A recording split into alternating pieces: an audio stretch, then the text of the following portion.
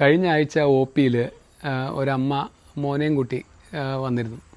Basically അവൻ്റെ അമ്മയുടെ പരാതി എന്ന് പറഞ്ഞാൽ അവനിപ്പം ക്ലാസ് 11ലാണ്. അവന് കഴിഞ്ഞ 2 വർഷമായിട്ട് അവൻ്റെ സ്വഭാവത്തിൽ കുറച്ച് ചേഞ്ചൊക്കെ. അവൻ പണ്ട് ഭയങ്കര ആക്റ്റീവായിരുന്നു, കുറച്ചുകൂടെ സോഷ്യലായിരുന്നു. ഈയിടെയായിട്ട് കഴിഞ്ഞ ഒരു 2 വർഷമായിട്ട് അവനാണെങ്കിൽ കൂടുതൽ ആൾക്കാരുമായിട്ടൊന്നും മിങ്കിൾ ചെയ്യുന്നില്ല. അവൻ സ്കൂളിൽ സ്പോർട്സിനൊന്നും ഇറങ്ങത്തില്ല. വീട്ടിലാണെങ്കിലും ആരെങ്കിലുമൊക്കെ വന്നു കഴിഞ്ഞാൽ അവൻ പുറത്തോട്ട് വരത്തില്ല. അവനിങ്ങനെ കുറച്ചൊരു ഇൻട്രോവേർട്ട് പോലെ അങ്ങനെ തന്നു. പിന്നെ അവസാനം ഈ കഴിഞ്ഞ തവണ അവനോട് എപ്പോൾ ചോദിച്ചാലും അവൻ ആദ്യം കറക്റ്റായിട്ടൊന്നും പറയത്തില്ല. പിന്നെ ഈ ഇടയ്ക്ക് അവൻ്റെ കസിനോട് എന്തോ പറയുകയുണ്ടായി. അവൻ ഈ ചെസ്റ്റിൽ എൻലാർജ്മെൻ്റ് ഉണ്ട്. അപ്പോൾ അവൻ ഈ ടീഷർട്ടൊക്കെ ഇടാനും ബനിയനും സ്പോർട്സ് ഊരിയുള്ള സ്പോർട്സിനും ഇതൊക്കെ ഇടാൻ ഭയങ്കര മടിയാണ്. അവന് ഭയങ്കര ഒരു കോൺഫിഡൻസ് തോന്നുന്നില്ല. അപ്പോൾ ബേസിക്കലി ഞാൻ പറഞ്ഞു വന്നത്, ഇത് കണ്ടീഷൻ എന്ന് പറഞ്ഞാൽ ഇത് ഗൈനക്കോമാസ്റ്റിയ എന്ന് പറയും. അതായത് ആൺകുട്ടികളിലുള്ള chest enlargement, breast enlargement in മെയിൽസിനാണ് ഗൈനക്കോമാസ്റ്റിയ എന്ന് പറയുന്നത്.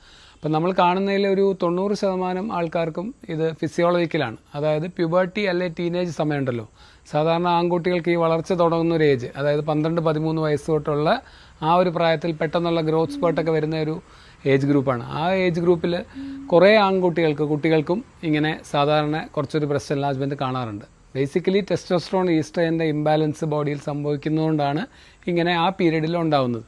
അതിൽ കുറേ ആൾക്കാർക്കും അത് തനിയെ റിഗ്രസ് ചെയ്യും. അപ്പോൾ റിഗ്രസ് ചെയ്യണമെങ്കിൽ യൂഷ്വലി നമ്മളൊരു 2 വർഷം വരെ വെയിറ്റ് ചെയ്തിട്ട് അത് താഴാറാണ് പതിവ്. ഇനി 2 വർഷം കഴിഞ്ഞിട്ടും ചിലർക്കത് മാറത്തില്ല. അപ്പോൾ അങ്ങനെയുള്ളവർക്ക് അതൊക്കെ അവരുടെ ഭയങ്കര സെൽഫ് എസ്റ്റീമും കോൺഫിഡൻസിനെയൊക്കെ ബാധിക്കുന്ന കാര്യമാണ്.